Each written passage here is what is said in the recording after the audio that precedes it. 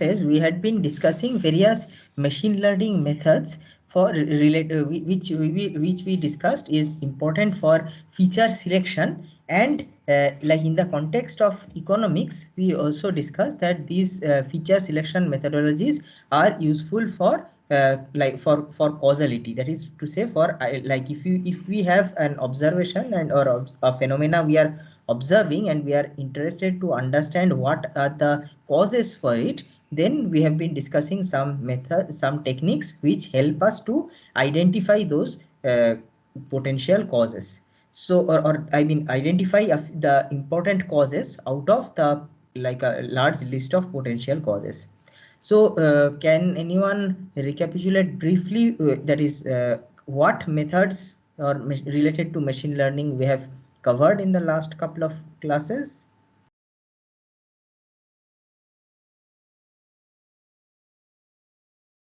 Anyone remembers?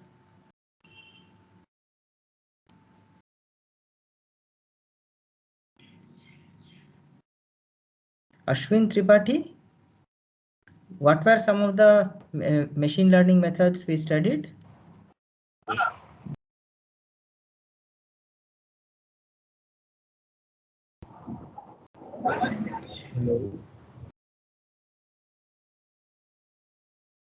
Ashwin Tripathi, we can't hear you.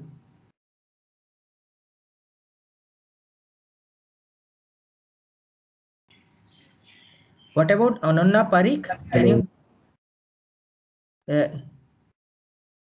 Yes, Ashwin, can you answer?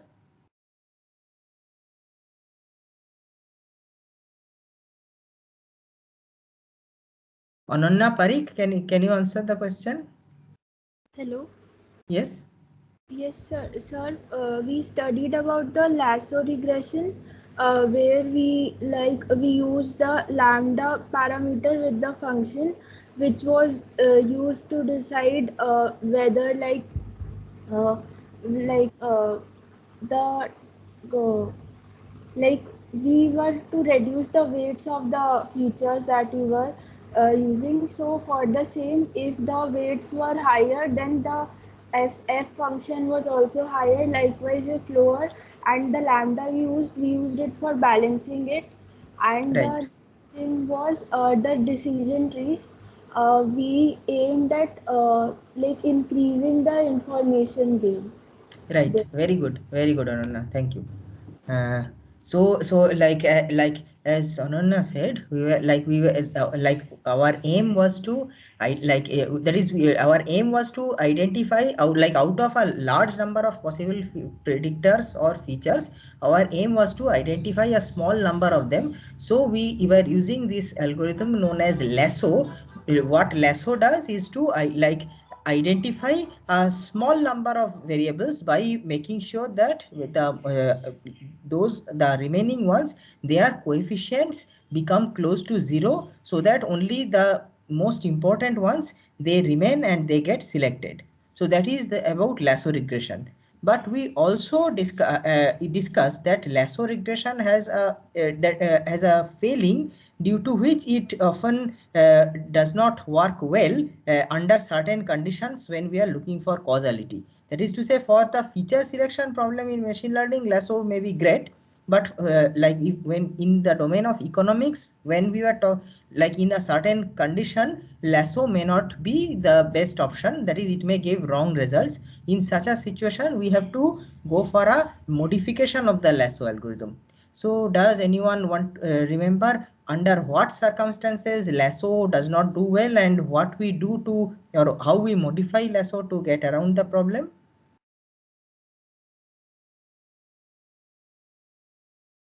Sunidhi, you want to answer?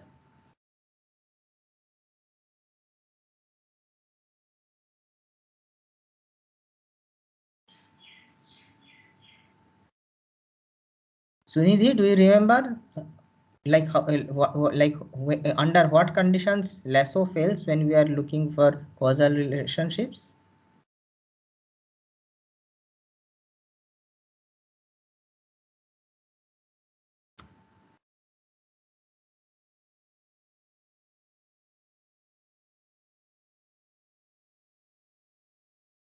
Swapnil Bhomik, can you answer?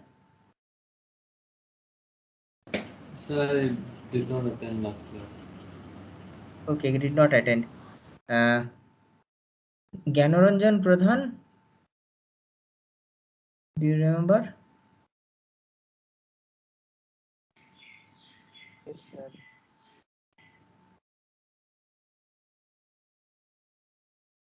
Anyone else? Anyone wants to volunteer to reply under when lasso does not do well for causality detection?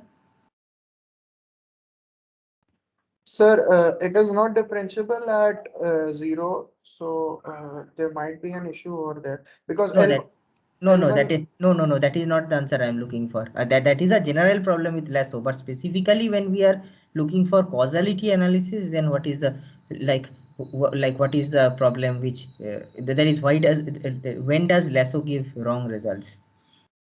Specifically in the context of causal factor detection.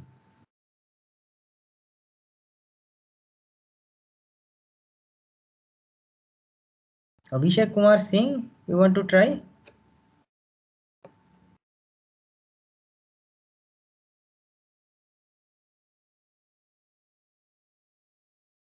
Pankuri? So lasso regression, like maybe the coefficients could like become too small, and so some. True, but that's a general thing. But specifically in the context of causality detection, so does anybody remember the term called confounders? What's confounder?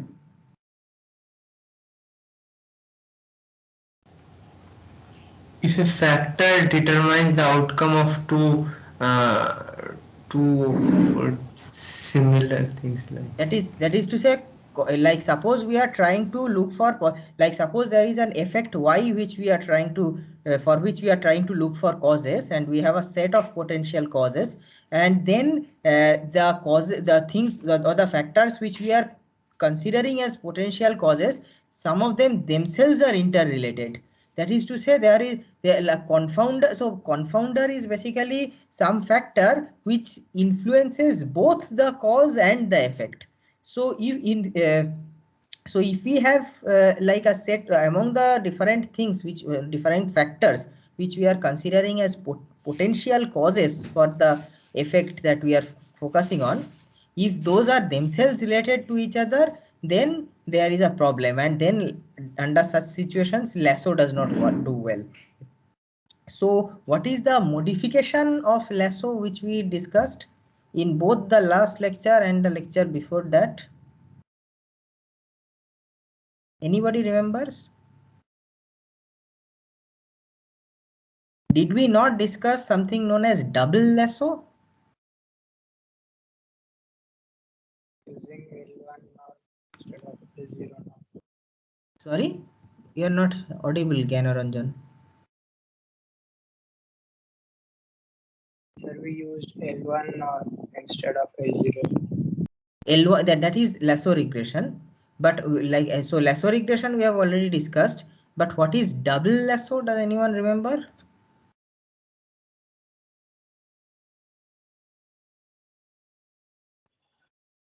Sir, we used a treatment parameter above the lasso regression, sir, but I was confused why it was used basically. If you could repeat that. Okay, so in that case, so let us go back to the lasso regression.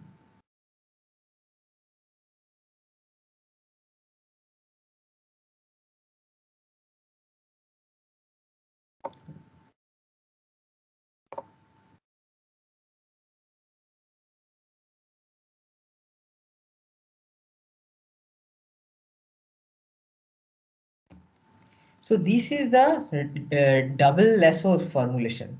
So what happens in double? So let us read once again. So consider a regression model with treatment parameters and control variables on the right hand side. The number of potential controls is large, potentially even larger than the sample size. So what are the controls? The controls are basically so basically like whenever we are studying any kind of economic problems, So suppose that like we are looking, let us say that there is something which we are trying to measure. So we'll see some examples of this in today's class also. So suppose so suppose we denote whatever we are trying to measure as y, and it's the various factors which potentially control that thing, that variable, I mean y. Let us denote them by this x1, x2 up to xp. So let's say that p is a very large number. That is to say, these are the list of possible causes for the effect which we are trying to measure. Okay? And what we really want is we want to select a relatively small number of regressors that really matter. That is, these are all, most of these are only potential causes or potential controls, as they say in the lingo of economics. Out of them, only a small number of them actually matters. So that is what we are trying to find out. Okay, so so one way to do it is through lasso regression, as was already discussed. But the problem is that if there are confounders, that is to say, if some of these are themselves related to each other, then the lasso regression fails to give useful answers. In such a situation, what we do is we go for a double selection procedure, or what is sometimes known as a double lasso or a double machine learning approach. So what it basically says is, first step, select the predictors for outcomes y using lasso. Right, so this is straightforward enough. This is a normal lasso. After that, select predictors for the treatment status di using lasso. So what is treatment status? So suppose that okay, before understanding this in a bigger detail, let me introduce you a new concept. This new concept is known as randomized control trials, or RCTs. So those of you who are from economic background, I am sure many of you have heard of this. So what is this randomized control trials? Does anyone want to volunteer and tell? So in this, basically the population is divided into two groups randomly, and then like there is a treatment, some kind of like in case of economics, it might be like a policy treatment or like some aid provided to a village or something that is only given to one of these groups. And then basically the impact is seen across the groups to those who were given the treatment and those who were not given the treatment. Exactly. Thank you, Pankuri. So so basically, so what happens in case of a randomized control trial is that we have a population like this. Now, what is to be done is that the population, that is now what we are interested in, that suppose we want to understand, suppose we have a problem at hand. So let's say that we want to understand, for example, that if let us take a like a very contemporary example. Suppose I have a vaccine for coronavirus. I mean, I have a vaccine which claims to cure coronavirus. So then I want to test whether it actually works or not. So what will I do? So what can be done is that the entire population is to be split into two random groups. So some people are here, some people are here. Okay. So in this case, that is to say, I have two things which I am primarily interested in. One is the variable, or what they call as the treatment. What is the treatment in this case? The vaccine. And let's denote the treatment by X. And then so this treatment, basically, let us say it is binary. That is, either it is given to a person or it is not given. Either, or if you want to say, let us say it takes three values, 0, 1 and 2, means not given at all, one dose given and two doses given. Okay. So so now what we are and like this is the treatment variable, and then there is the effect. What is the effect? The effect is whether COVID is like whether COVID happens or not happens. I mean not exactly happens or not happens, but that is the rate of COVID infection high or is it low? Is it higher than average or is it lower than average? Let's put it this way. Okay. So now what is to be done? we divide the population into two groups, one or in this case three groups. So in each, the first group is given no dose of the vaccine at all. They are not treated with that vaccine. That is to say, for them the treatment variable x takes the value of 0. For the second group, which so that group we sometimes called as the control group. So that is the group which is behaving in the natural way, normal way. That is, we have not done any intervention on it. Next, we have another group for which x equal to 1. That means it is group is given one shot of the vaccine. And then the third group is for them x equal to 2. That is, their people there are given 2 shots of the vaccine at a prescribed interval. Now, so basically there are two groups which undergo the intervention. One is that group which for which x equal to 1, they get one kind of intervention. The other is the x equal to 2, they get another kind of intervention. And lastly, there is the control group who do not receive any intervention. Okay. Now what happens is that we separately measure the outcome separately in all the three groups.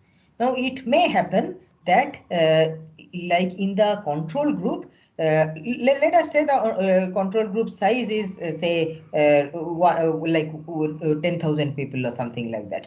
It has to be a reasonably large sample size. So suppose we find out that the prevalence rate or the COVID infection rate among these people the control group who did not receive any shot of the vaccine is about 30%. That is, 30% of those people catch COVID. If you look at the second group, we see that for whom who have received one shot of the vaccine, it's found that the COVID prevalence rate is 32%.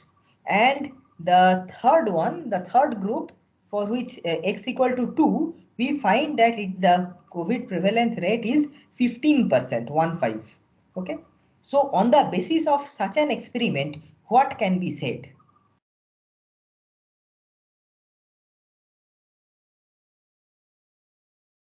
Yes.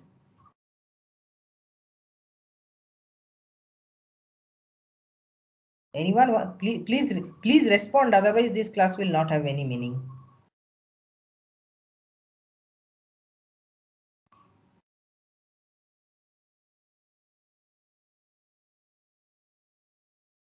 Suppose there are three groups of people, like who have. Did you understand the question? There are three groups of people. One of them did not receive any intervention at all. That is, they received 0 doses of vaccine. And among them, the COVID prevalence rate was found to be 30%. Among the second group of people who received 1 dose of vaccine, that is x equal to 1, among them the prevalence rate is 32%. And finally, for the third group of people for who received 2 doses of vaccine, for which x equal to 2, for them the prevalence rate is 15%. So from such an experiment, what conclusion can be drawn? What do you mean by prevalence rate? Let us say that among them 30% people have people have caught COVID. After that is, we let those people work around normally for a certain period, for an observation period of 2 months or 3 months, and we see that in each of the group that in the first group 30% of them caught COVID, in the second group 32% caught COVID, and in the third group 15% caught COVID. Then what can we say? Sir, we could say that having 1 dose of the vaccine doesn't do much, but if somebody has taken 2 doses, it significantly reduces the chances of getting COVID. Exactly. Right. So that means what? That means that that is we can now okay, fine. So what you said is definitely right. It suggests that the group of people who received 2 shots, it seems that like they are getting significantly less chance, that is, they seem to be having significantly less chance of infection compared to the other groups. Okay. But here is a very important catch. The important catch is that among all the three groups which we are considering, or if it is K, among all the groups of people which we are considering, all other factors except for the treatment has to remain the same. Right? Like for example, if it happens that the first group of people are mostly say like daily wage earners or like laborers who and the first group of and the third group of people who have got the two shots, they are mostly software engineers, then we probably will that is the conclusion which we have drawn may be wrong. Why? Because the daily wage earners in the first group, they have to go around, they have to like that is, they cannot work from home, they have to go around every day, they have to travel by public transport, they have to go to their workplaces, they have to mingle with so many other people, while the software engineers, they have the luxury of being able to work from the safety of their homes. So if the COVID infection is less among them, it may be less, we cannot be sure that it is really due to the vaccine, it may well be due to the simple fact that they interact less among themselves, so that there is less contact, right? While that's not true for the, or the reverse is true for the first group, or maybe even for the second group.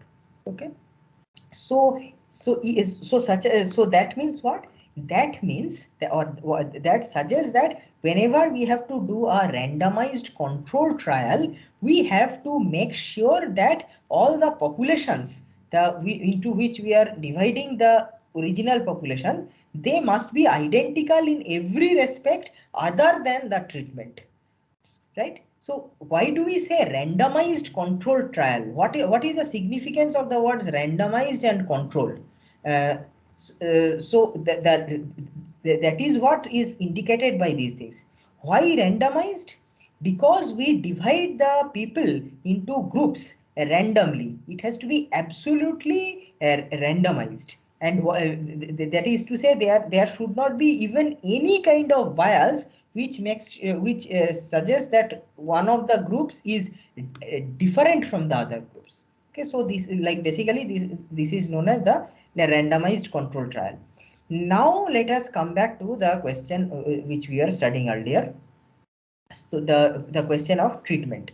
Okay, so like as I already said, that there are a large number of controls, so all the factors that we did not consider but could have played an important role behind whether this COVID is spreading among the different populations or not, let us consider those as let us call those as the controls. So those controls might be that is the daily number of people or the daily number of contacts they have, or that is whether they are wearing mask all the time or not, or maybe their age and comorbidity, etc., etc. So all these factors, these can be potential controls, or like whether they are taking other kinds of medicines or not, those also can be potential controls. Okay, so these are basically, we do not know whether they impact the final result or not. What is the final result? Whether people are getting COVID or not, whether people are getting infected or not. So it's possible that several of these factors also have an impact. Okay, but that is not what we are, but what we are really interested here is in a particular factor, whether they are receiving my vaccine or not. Okay, so that is, so that vaccine, that is what we call as the treatment status, DI. So that is so there are so many possible causes of getting COVID, or getting or not getting COVID. One is the status of the vaccination, and like which I call as DI, and that I call it as the treatment. And apart from that, all other factors, there, let us say there are P factors, I have kept them together and denoting them by x1, x2 up to xp, and I'm calling them as potential controls. Okay, so now the question arises whether this that is the question which I am trying to answer here, is whether this DI is an effective treatment for COVID or not. That is to say, for certain values of DI, all other factors remaining unchanged, is y an important factor, that is y affected or not? Okay, that is a question. Now it may happen that this treatment DI itself is affected by some of these factors. That is to say, whether a person is vaccinated or not, or receives the vaccine or not, may be decided by, or maybe at least impacted by some of these other factors which may be causing the COVID. Say for example, their income. So if their income is quite high, so that can affect both XI. I mean, it can affect both DI and YI. Why? Now, because if income is high, that means they probably have a greater access to the vaccine. They can they can go to the afford to travel to the vaccination centers. They can afford to buy the vaccine, and they can afford to get themselves vaccinated, etc. On the contrary, that factor, their economic or their income can affect their YI also.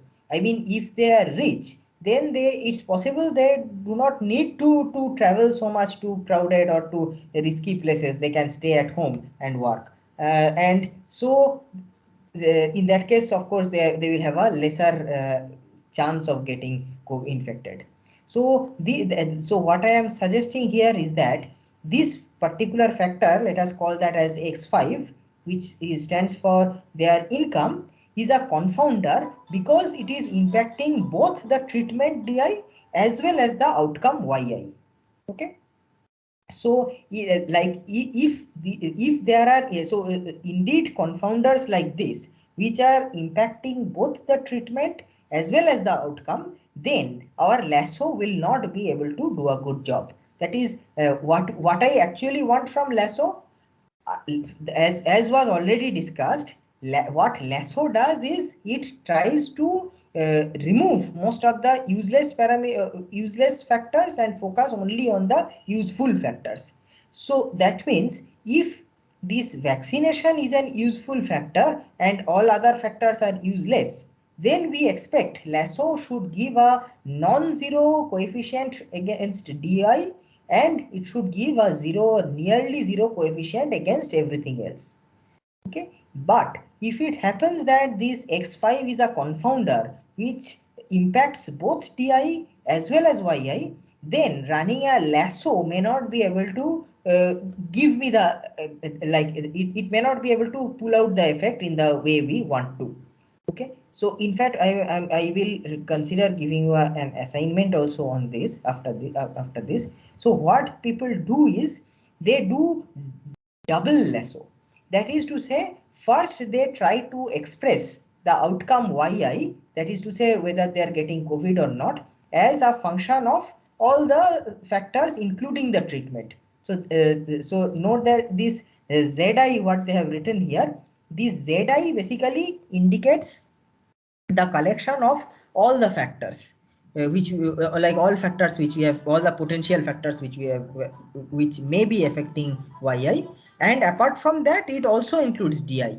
Okay, so this alpha naught is basically is a coefficient of this particular thing DI, I mean the coefficient of the treatment. Similarly, this what they are calling as GZI, this GZI is actually can be written in this way. That is what, so this is like x, what is xi prime? Xi prime is the set of or the vector of all these observations.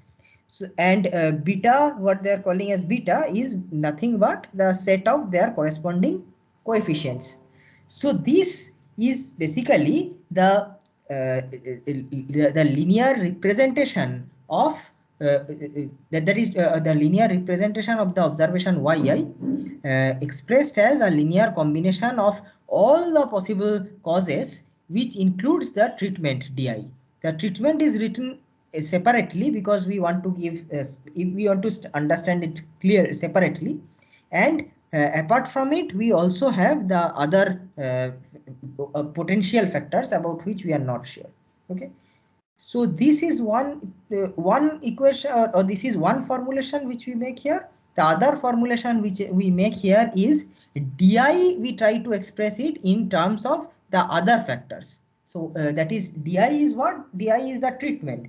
So here what we are trying to do is basically we are doing in two steps. One is one is we are trying to express the observed variable or the effect, so to say, as a linear combination of everything, including the treatment as well as the potential causes. And in the second case, we are actually expressing the treatment itself as a linear combination of the potential causes. So here this is being done, this kind of a differentiation is being done precisely to identify the these things, what you say, the confounders. So that is, if some of the potential causes are actually impacting the treatment itself, then that should be brought out by this equation.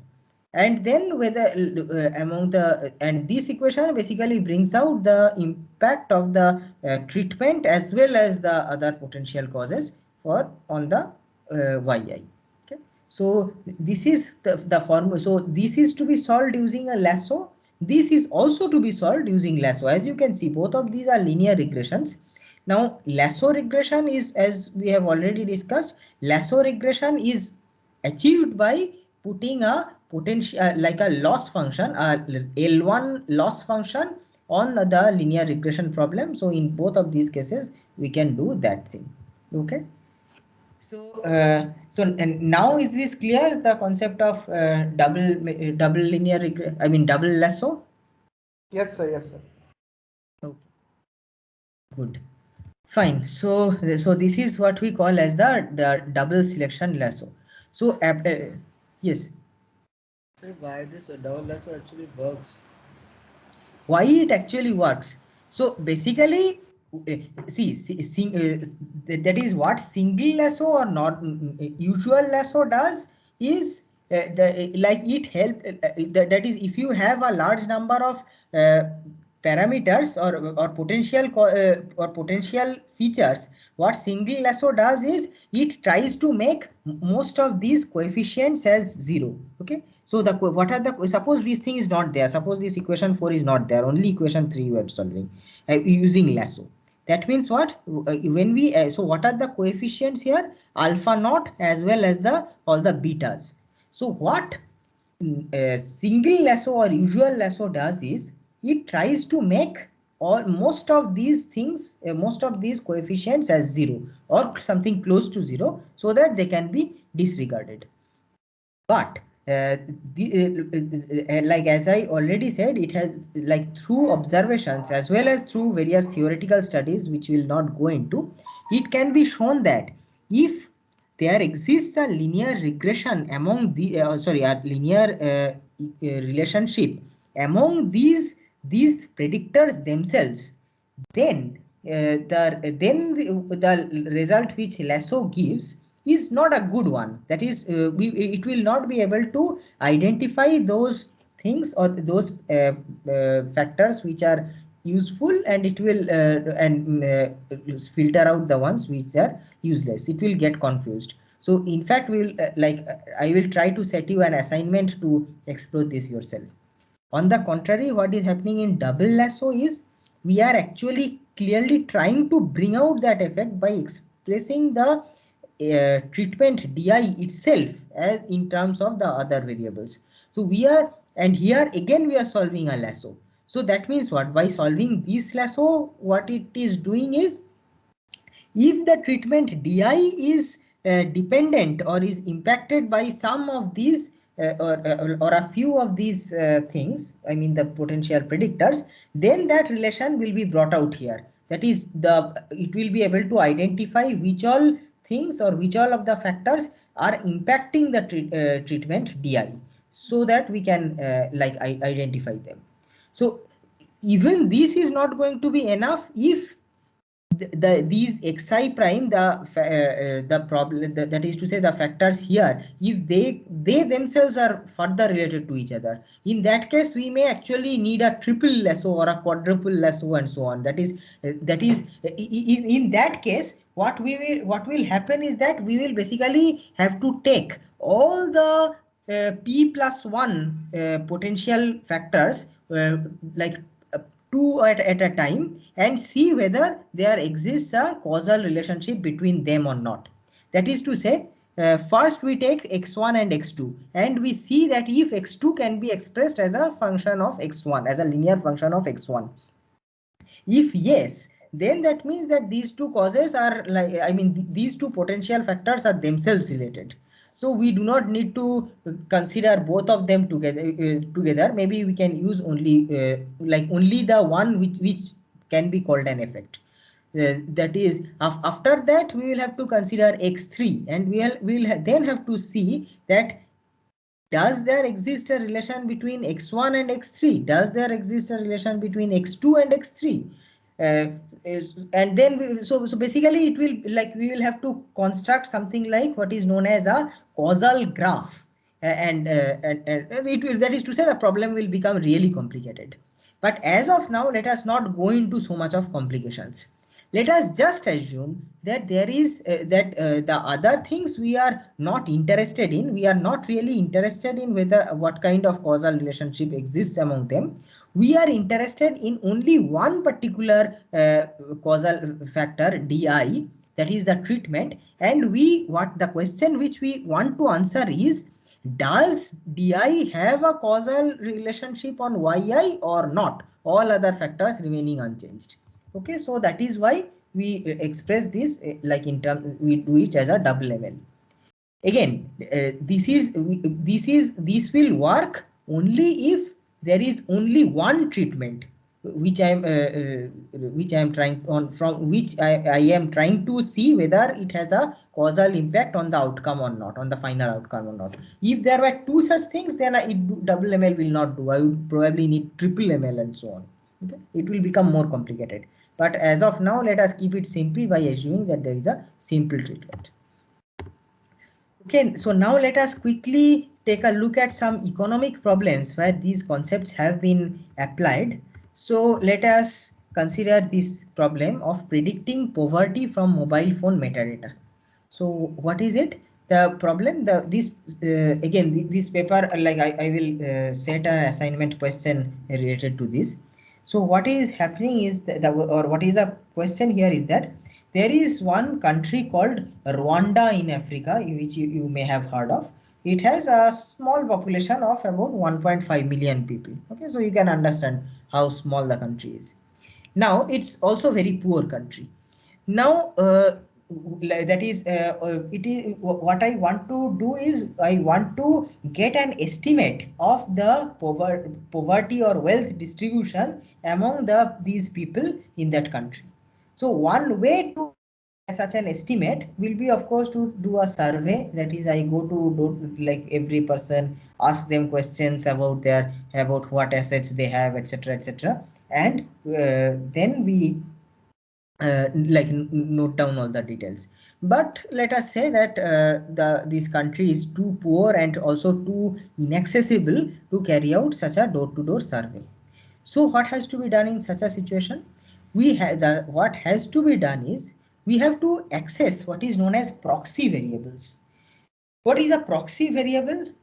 Those who have studied economics, does anyone want to give an answer about what is a proxy variable?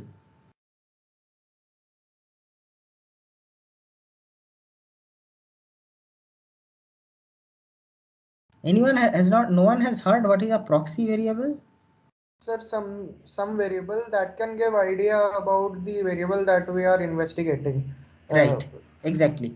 So exactly, that's the correct answer. So suppose I am trying to measure a particular variable called y, but for whatever reasons I am not able to measure y directly.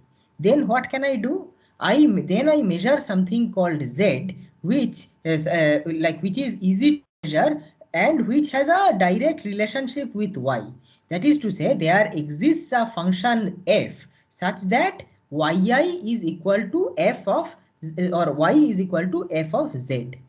Now that function f I may not know, but I am reasonably confident that such a function exists. Okay? So if that is the case, then I can say that Z is a proxy variable for Y. That is, even if I do not know Y, if I measure Z, or even if I cannot measure Y, if I then measure Z, with the help of the function f, I may be able to find Y.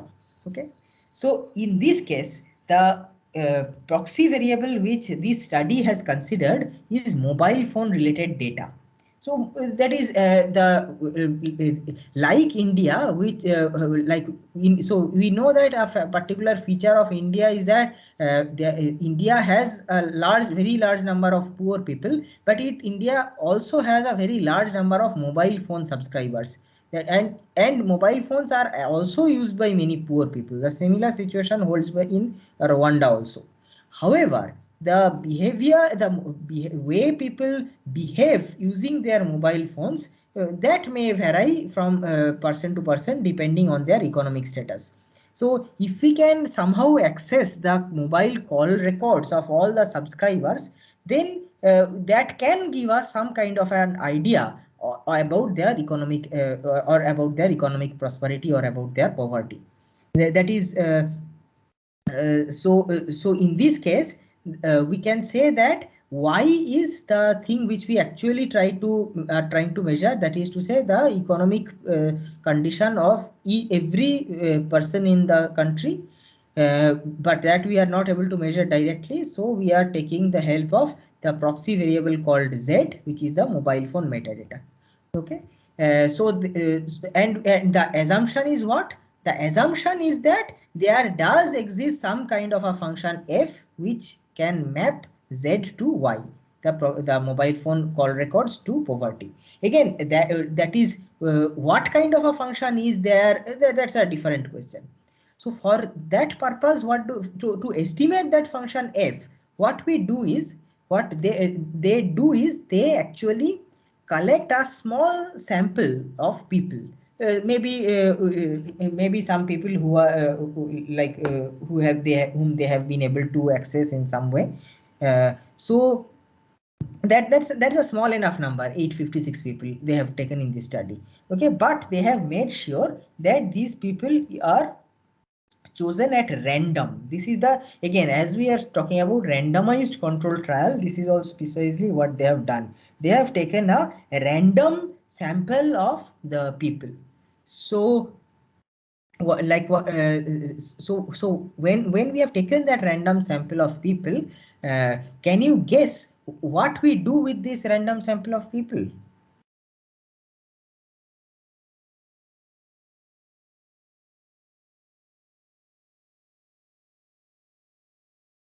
Yes.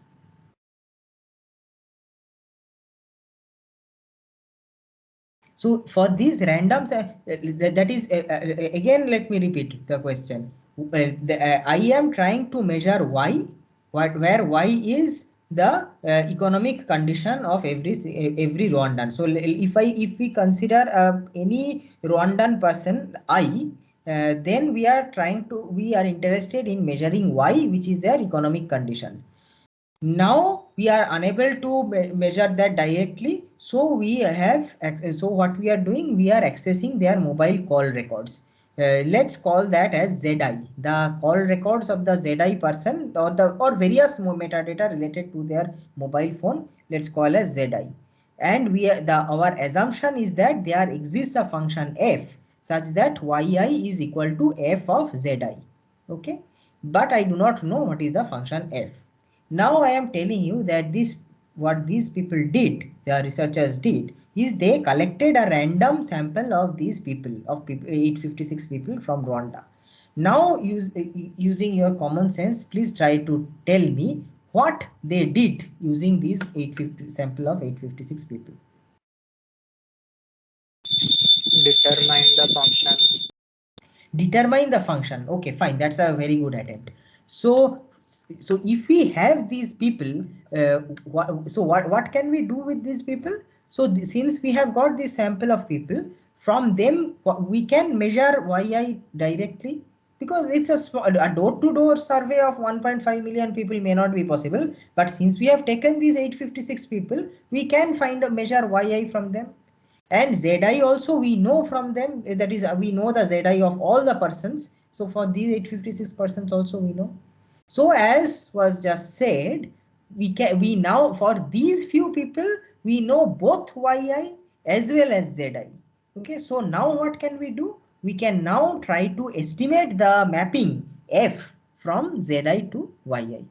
Okay, so now this now what is Zi?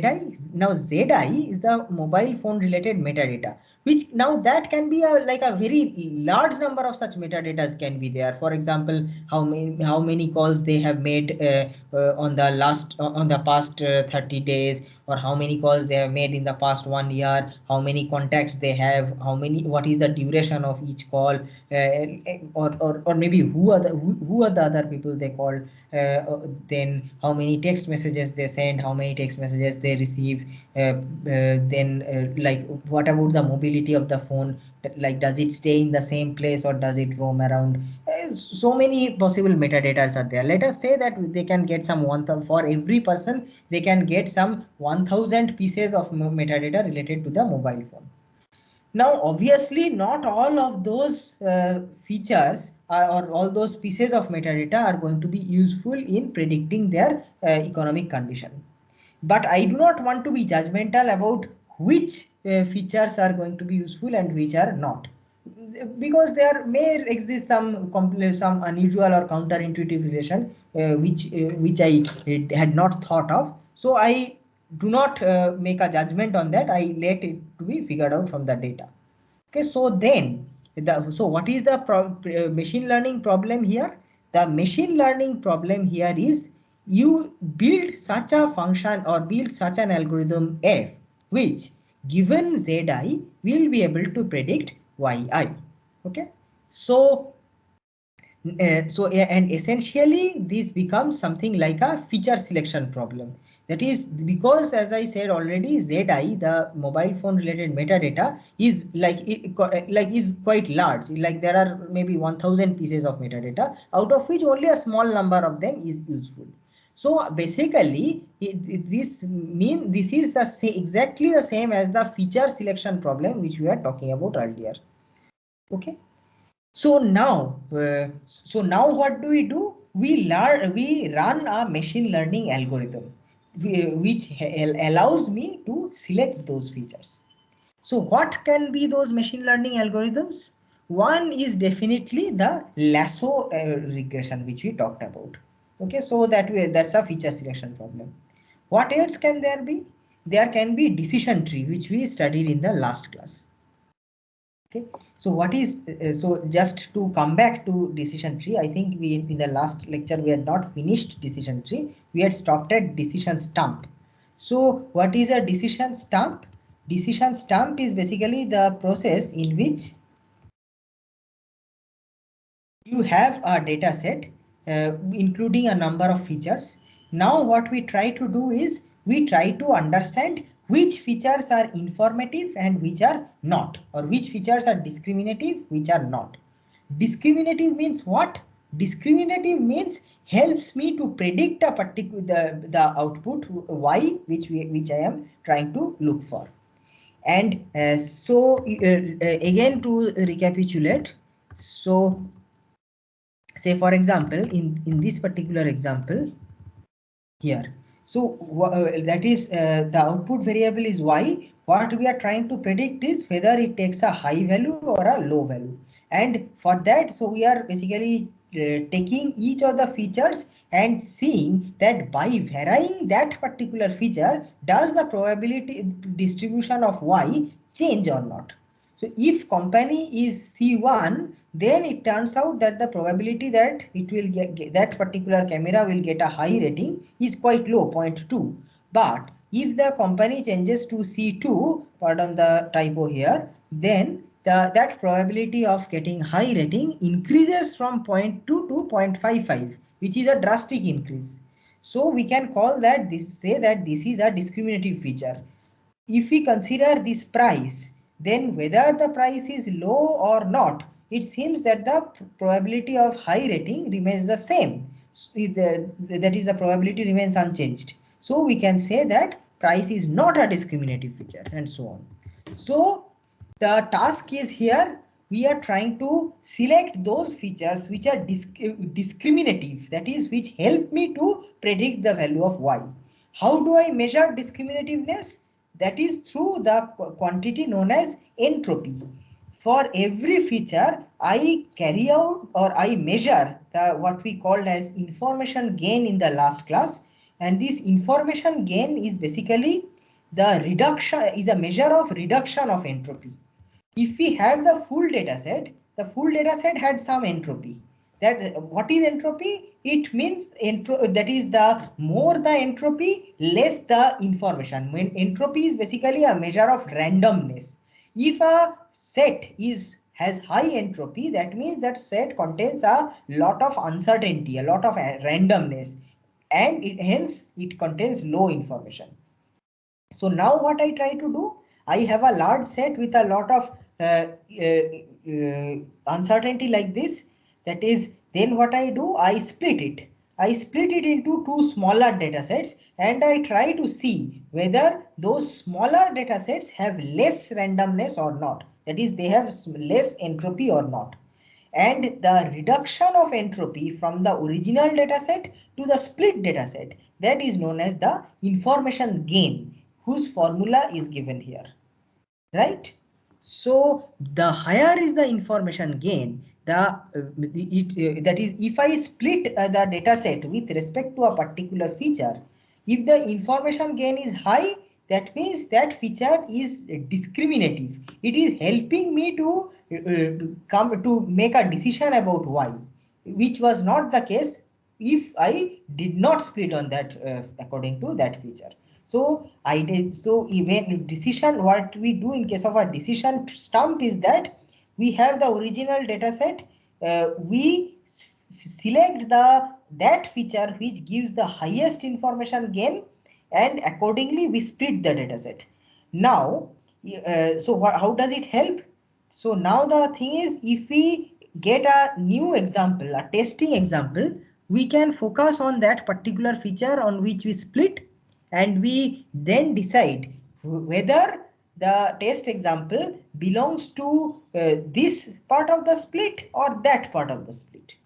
And whichever part of the split it belongs to, since this split is much less random compared to the original split, original set, that means what? So that means we are able to confidently predict a class level for this. So as we had seen in the last Friday's example, sorry, last Monday's example, like if the camera company is C1, the company of a particular camera is C1, we are more or less confident that it will get low rating. How confident? Now 43 by 54, that much confident. There are 54 cameras with y which had y equal to L, that is, which had the company C1. Out of those 54, 43 got low ratings. So 40, I am confident with a confidence of 43 by 54, which is like more than 70%, that or actually which is like 80%, that this is indeed going to get low ratings. If on the other hand, if the company is C2, then I am about 55% confident that it will get high ratings. Okay, so that way I can make the prediction. So whenever I get a new camera, I look at its company. If the company is C1, I can confidently predict that it is going to get less rating. And if the company is C2, I can less confidently predict that it is getting high rating, right? And then, so then the question is, so what is a measure of the accuracy I can achieve by using this kind of a classifier? So so as you can see, there are 100 examples, okay, which has L of which have got 63, that is low, so 63 of which have got L ratings and 37 of which have got high ratings. So out of those 63, now 43 are here, 20 are here. Now everything that is here, that is belonging to company C1, I am predicting that they will get low ratings. Everything that is here under company C2, I am saying will get high ratings. So how many of them are actually correctly classified? So it turns out that 43 of these have low ratings, and I am predicting low ratings also. 26 of them have high ratings, and I am predicting high ratings also. So these 43 and these 26, total 69, they are correctly classified. Their ratings, their actual ratings are equal to their predicted ratings. These 11, they have high ratings, but because they lie in because they belong to company C1, I have predicted low ratings from them. So these 11 are misclassified. These 20, they have got low ratings, but because they belong to company C2, I have given them high, that is, I have given them high ratings. So they are also misclassified. So 69 are correctly classified, 31 are misclassified. This is the decision stump algorithm. Now this is, so basically what I did here is I identified the most discriminative feature and I split the data set based on that. I built up a classification rule based on that discriminative feature. Now what about the other features? The other features are less discriminative than the first one, but maybe they can still help. So now what do? We now that is, by splitting the original set, we got two subsets, right? Now what we can do? We can try to split some of these subsets also. So now what we are doing is, say we are considering another feature, that whether the price of that camera is less than $500 or higher than $500. Okay. So here we are seeing that there are among the cameras belonging to the class C1, 54 of them are there. It turns out that 50 of them that is are cheaper than $500 and 4 of them are more expensive. And it turns out that out of those 50 which are cheaper than $500, 40 of them have low ratings, 10 have high ratings. Among these, and only 4 are here, among them 3 have got low ratings, 1 have got high ratings. Now you come to this part, the remaining cameras which belong to company C2. Again here, this subset we apply try to split in the same way. There are 46 here. I find that 40 of them are cheaper than 500. The remaining 6 are more expensive than 500. Okay. So now what do? We find that among these 40 which are cheaper than 500, 25 of them have high ratings, but among the ones which are more expensive than 500, 5 of them have low ratings. So this is how, so now we have like a double criteria, right? We have that is, we have, first of all we look at the company feature, next we look at the price feature. Okay. So why now the question might arise that why am I going for this feature? Why not say some other feature? Why not go for the video rate and so on? I may go for that also.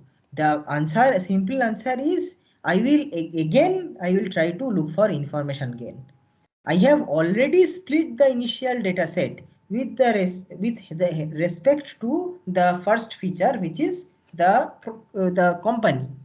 Now the split data sets also I am trying to split further by focusing on the other features. Okay, and whichever feature, just like in this case, just like when I was trying to split the original data set, here also whichever feature gives me highest information gain, I split according to that. So this is the decision tree algorithm. Identify the feature that results in maximum information gain. That's the first step of your decision step. Split the data set accordingly. Identify if any feature can result in further information gain on the split sets. If yes, if there is some other feature based on which you can split these subsets further, right? Then if such a feature exists, then you split it. If it does not exist, stop. Now, if you split it, then you go back to step 3. That is, you identify for more features also. Can you? So now we have, so earlier you had initially you had just this set. Then after splitting on company, you got these 2 sets. Now these 2 sets also you are further splitting and like this, and now we have got 4 sets, right? Now you may be tempted to ask that, will I stop here or will I want to split them even further? The answer is to that is, of course, whether is there any feature which is giving you information gain or not. If yes, go ahead, split it even further. If no, stop. Okay. So this is like, and then once you have been able to, once this process of splitting has stopped, then the different subsets which you have got, we call these as the leaves, the leaf nodes. So the like, I am sure you have all of you know what is a tree data structure. So these are basically this is such a tree is called a decision tree. Why is it called decision tree? Because every branch of it is associated with a decision. Is the company C1 or is it C2? So you have to make a decision here, accordingly you take a branch. Similarly here also you have to take a branch. So finally the set which you have got, where there is no further splitting is possible, these are the leaf nodes of such a tree. And in each leaf node a number of examples exist, out of which will, and these examples will of course have different class levels. So what will you do? You will select whichever is the mode level. That means what? What is mode level? So here you can see that there are 50 examples here, out of which 50 examples, each of them have a level. For 40 of them, the level is low rating. For 10 of them, the level is high rating. So what is the modal level here? Modal level is that level which has highest frequency. In this case, the answer is L. So similarly, if you consider here, what is the modal level? H. H, because it's like here its frequency is higher. So here we will use this as the prediction. Okay. So how do we, so now we have built a decision tree like this. So the question is, now we have got a test case which belongs to company C2 and its price is $350. You now predict what it's whether it will get high ratings or whether it will get low ratings. So what is to be done? First, we do not have any information that is any information about its features. So the test example is just one of the many other examples. Then what do we do? The tree tells us consider its company feature. What is its company? C2. So we come to this subset, the subset of those examples which belong to company C2. Now what our decision tree tells us? Check whether its price is less than $500 or more than $500. Its price is $350, so less than $500. So we come to this subset. What do we find in this subset? We find in this subset that the modal level is H, right? So, and there is no further split to be made, no further feature is to be examined. So what we do? We simply predict y is equal to H. Okay, so this is the way our decision tree algorithm works. So this is of course binary classification, that is there are only 2 levels are possible, either low or high, but in general it can be extended to multi-class classes also. That is, at every, the idea remains the same, at every leaf node you simply count like which is the modal feature, which is the modal level, that is which level has the highest frequency, and you make the prediction in that leaf node. Okay, so this is what our decision tree does, and this can be extended to regression problems also. What's a regression problem? Regression problem is such a problem where the target variable y which we are looking for is a discrete variable. Sorry, is a continuous variable. So since it's a continuous variable, so like you will not have you will not be able to measure frequencies like this. It's like saying that in this case what we are doing is basically we are measuring the frequencies of the different labels. But if the labels were real values, then probably there will be no examples which have no two examples which have the same level. So we will not be able, it will not make sense to measure the frequencies in that case. So instead what we will do? The answer is, when we are making the final prediction, instead of going for the modal level, you simply go for the mean value of the levels, right? That is, they are real numbers, so you can take a mean of that. An example, and the another difference if we are going for this this regression is that you, in that case, you cannot go measure the entropy. Entropy does not make sense. Why it does not make sense? Because entropy we defined in this way. How we define entropy? Entropy we defined as, basically we have a probability mass function like this. Like this. We have a probability mass function which takes say k different values for and which we call as say p1, p2, p3, p4 up to pk, and each of those probabilities we for each of those probability values we calculate this and we get the entropy value. Now so we are assuming that this can work for a probability mass function which takes k different values, right? But that makes sense if it's like in a classification problem where the label takes the label variable, it takes k different values. But in case of regression, they will all take different values. There is no two examples will have the same level. So we cannot have a probability mass function, right? We all know this. When we are going for a when we have a discrete random variable, we have probability mass function. But when we have a continuous random variable, we have a probability density function. In this case, of course, trying to fit a probability density function is more difficult. So we will not go into that. We will simply, we do not do we need to. The only thing which we need to do here is we need some measure of dispersion. That is or some measure of homogeneity. So high entropy means what? High entropy in case of a like in case of the classification problem, high entropy means different labels have high, or several levels have reasonably high probability. It and low entropy means which means homogeneous. So high entropy basically means heterogeneous. If there are multiple levels which each of which have high frequency, say one has 30% frequency, another has 40% frequency, etc., that means there is a significant amount of heterogeneity. But if one level dominates, that means there is homogeneity. Most of the examples have the same level. So in that case, maybe 90% of the examples have one level, the other 10% have another level. So instead of, so that is basically the entropy is basically a measure of the heterogeneity or homogeneity. If the entropy is high, that means it's heterogeneous. Entropy is low means homogeneous. So in case of regression, as I said, in case of continuous values, we cannot measure entropy. So instead of measuring entropy, we simply measure the variance. Variance is what? Variance is a measure of dispersion. If we have a homogeneous sample, will its variance be high or low?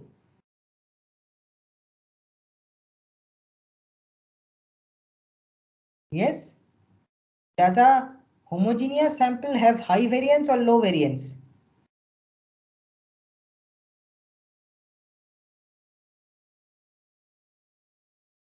Hey, come on, this you have to know. So low variance. Low variance. Low variance, right? So a homogeneous sample has a low variance. No. Heterogeneous sample has high variance. So whichever that is, so what we try to do here, instead of measuring the entropy, we try to measure the variance. Whichever, and we try to split the data set according to that feature which reduces the variance, which instead in case of classification we try to reduce the entropy, in case of regression we try to reduce the variance. So whichever feature reduces the variance the maximum, you choose that feature for splitting. So for example, in this example here, if you look at the this company feature, that is so like here, if we are going, that is we find that the reduction of variance is 0.06. That is, the initial variance was 1.1. Okay, when we did not split the thing, when we had full 100 examples, the variance of the ratings was 1.1, let us say. Now let us focus on those 54 cameras which belong to camera C1, company C1. For them, the variance of the ratings was 1.5, which is a much larger variance, which means that this whole thing becomes more heterogeneous. In this case, if those which are in company C2, we find that their variance of their ratings is 0.5, which means it's a homogeneous. So we take a heterogeneous set and we split it according to the company feature. We get a subset which is even more heterogeneous and another subset which is more homogeneous. So now we measure the total reduction of variance, which comes out to be 0.06. Now this is so that's with respect to the company feature. Now we come to the video rate feature. We try to split it according to this video rate feature. We find that for those examples for which the video frame rate is less than 30 frames per second, the variance is 1.2, which is pretty much same as what it was originally. And for the remaining ones where the video rate is higher than 30 fps, here I find that it is homogeneous. Its variance is much less, 0.4. So that means what? I started with a heterogeneous set. On splitting it with respect to this feature, I found an equally heterogeneous, a slightly more heterogeneous set and a significantly more homogeneous set. And if I measure, we find out that the reduction of variance is 0.14. So I definitely choose we see that the second feature has given me a bigger reduction, so I can go for it. So this is how a regression tree will work. Okay.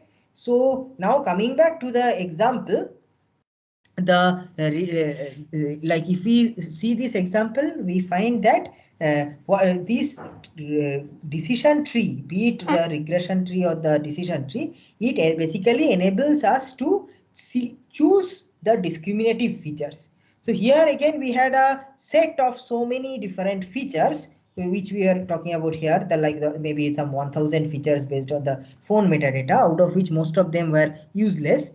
Now by running an algorithm such as lasso or double lasso or decision tree or regression tree, depending on whatever is suitable, I am able to identify only the important features. And then we are able to, once we have identified those important features, then we are able to make the predictions. So the training is done on the basis of only these 856 examples for whom we know both Y and Z.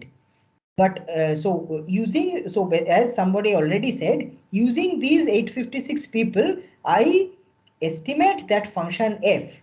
Now that function f, that can be a decision tree, it can be a lasso regression, or it can be something else also. Okay.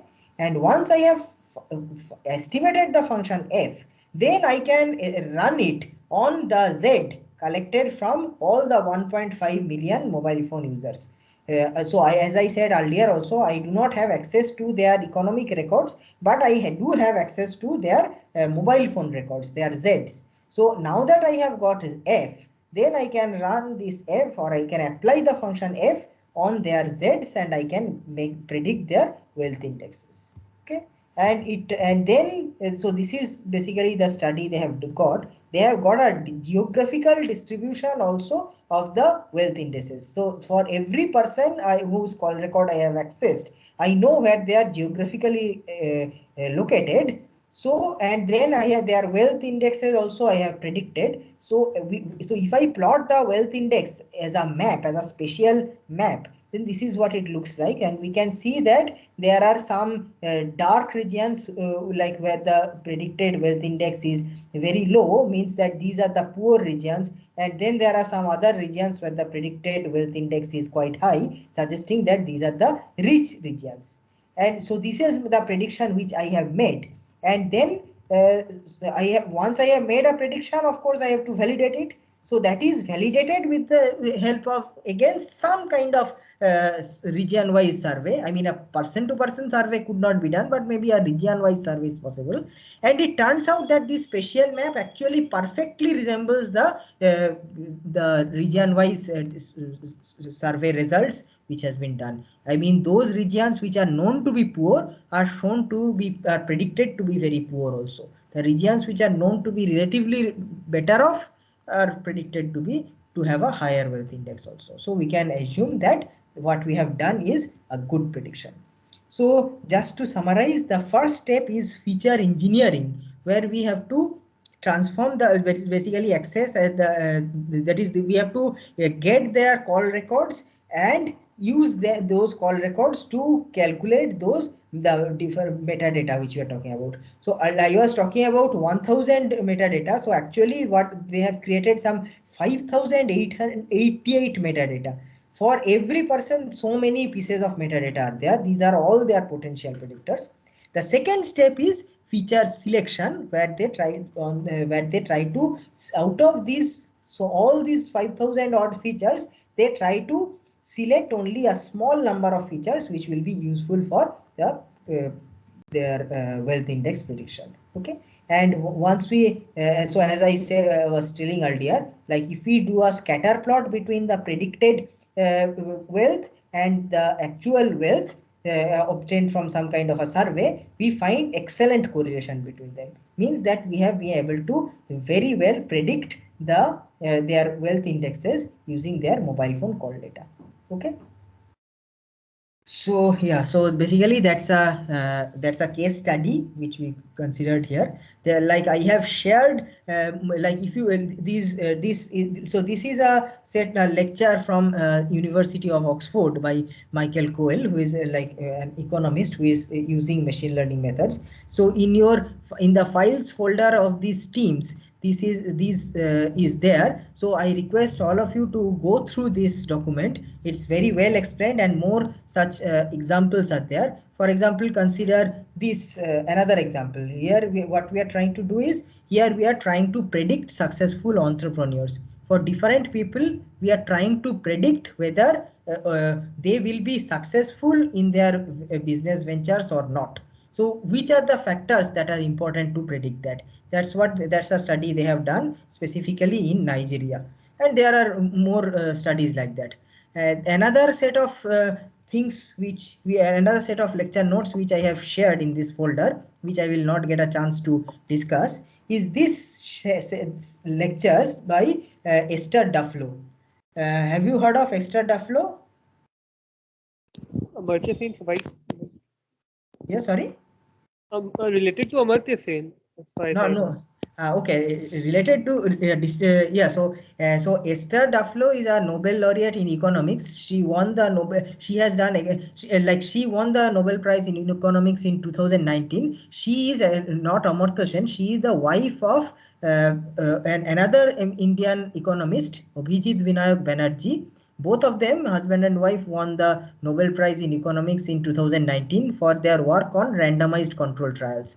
So these lecture notes I have shared with you. Please, I would encourage all of you to go through this. So here also this concept of double lasso is explained in detail and with some case studies. Okay.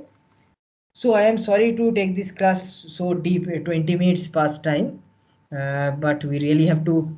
I really wanted to make sure that you are following. So that's why I decided to recap some of the things which we have already done. So fine then. So tomorrow we will look at a different topic, and after that we will see we will try to see some more case studies of this. Okay, thank you for your patience. Thank you, sir.